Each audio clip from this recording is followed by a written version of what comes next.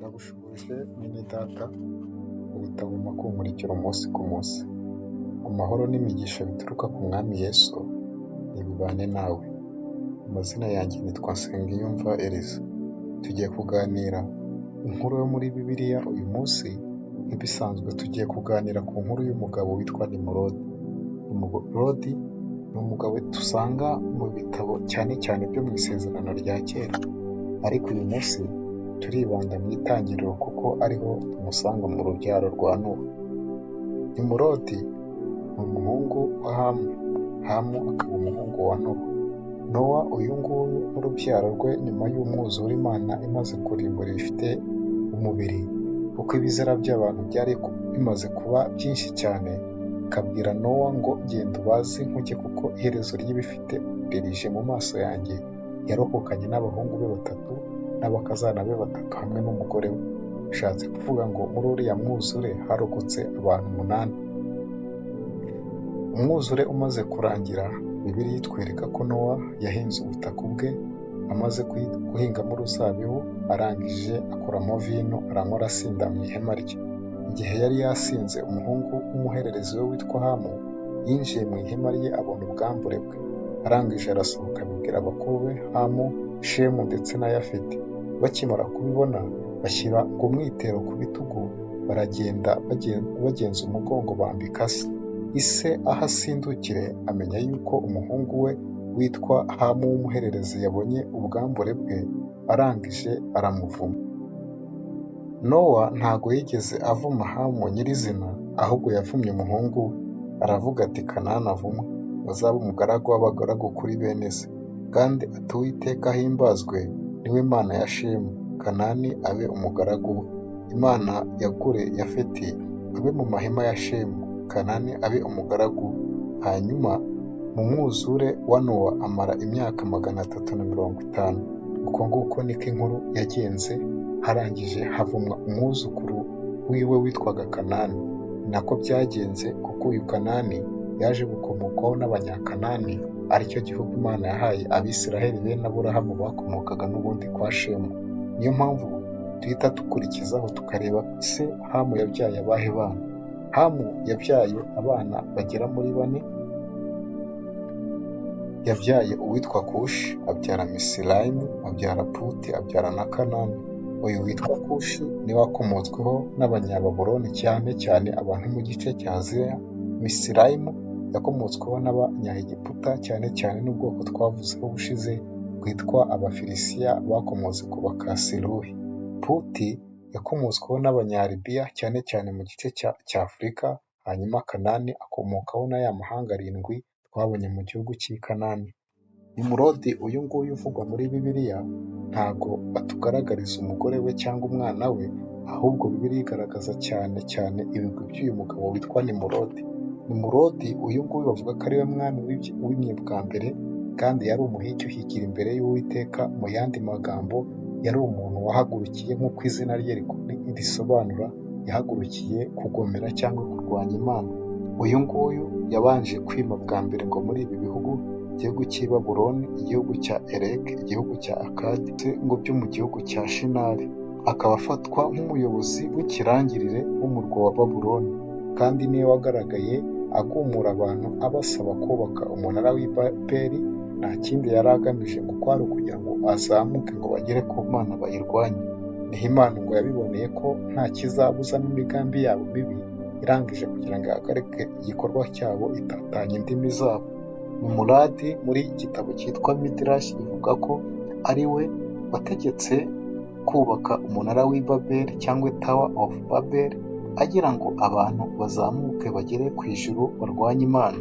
Yashakaga guhuza abantu bose ngo bange Imana, nicyo cyateje Imana kubasenyera umunara. Muri Midrashi ivuga kandi ko Nimurodi yari umwami wa mbere wihaye gutwara isi uko abyumva, bigatuma aba icyitegererezo cy'ubwami bwashatse kurwanya Imana. Nimurodi muri Midrashi hamwe na hamwe hari aho bavuga ko abyarwa n'umugore witwa Namu, uvugwa cyane cyane mu gitabo cy'Itangiriro. ariko mu yindi myizerere y'abanyamahanga yitwa mitoloji, bavuga ko nimurodi yari afite nyina witwa Semiramisi. Semiramisi yashakanye n'ubundi na nimurodi, bishatse kuba ko nimurodi yaje gushakana na nyina umubyara witwa Semiramisi, babyarana umwana w'umuhungu witwa Tamuzi. Tamuzi ni umuhungu nimurodi yabyaranye na nyina umubyara witwa Semiramisi. Mu gitabo kandi cyitwa Two Babylons cyanditswe n'umugabo witwa Alexander Hillsop, avuga kandi koko nimurodi yashakanye na nyina witwa Semiramisi bakabyarana umuhungu witwa Tamuzi. Uyu muhungu witwa Tamuzi akaba umwana wa nimurodi avugwa mu gitabo cya Ezekiyeli mu bice byaho 8 guhera ku murongo waho wa 14, aho abantu bariraga Tamuzi imbere y'urusengero. Ikaba yari imana ngo y'urubyiruko n'urukundo n'igihe cy'isarura, ariko nanone ashushanya urupfu n'izuka. Ni imana yo muri Babuloni na Ashuri. Alexander Hillsop avuga kandi ko nimurodi yishwe n'abamwangaga, havugwa Shemu umuhungu wa Nowa.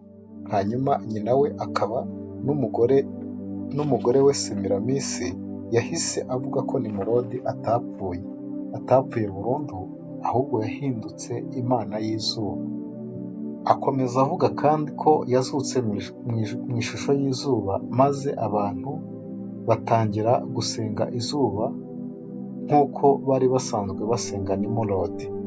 Bibiliya muri Ezekiyeli 8:16, Imana yamaganira gusenga izuba, aho abantu bahagararaga imbere y'urusengero bateye umugongo ihema ry'Imana bagasenga izuba rirashe. Birumvikana ko ikigirwamana cy'izuba cyari Tamuzi, kuko yafatwaga nka nimurodi wazutse. Izuba kandi ryafatwaga nk'urupfu n'izuka bya Tamuzi. Iyo izuba ryazaga cyane, Tamuzi yabaga yapfuye. Iyo ritangiye kugabanuka, bavugaga ko Tamuzi yazutse. Ubwo aha Semiramisi cyangwa Ishita yavugwaga nk'umugore cyangwa nyina wa Tamuzi. Iyo Tamuzi yapfaga, Ishita yamanukaga mu kuzimu ngo ajye kuzura Tamuzi. Tuvuga Tamuzi ko ariho izuba ryagabanukaga. Kuba Tamuzi ariho byagaragazwa n'imvura n'umusaruro hamwe n'uburumbuke.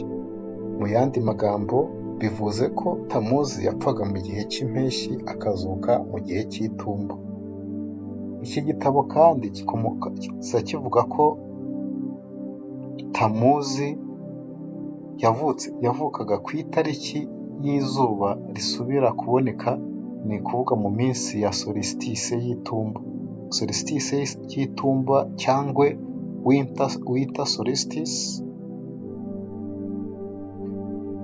yabonekaga hagati y'itariki 21 na 25 Ukuboza. Solstice y'itumba ni igihe izuba riba riri hasi cyane mu kirere mu majyaruguru, bita hagati ya 20 na 23 Ukuboza, ko izuba rigatangira kuzuka kuva kuri iyo tariki rikaboneka neza ku itariki ya 25.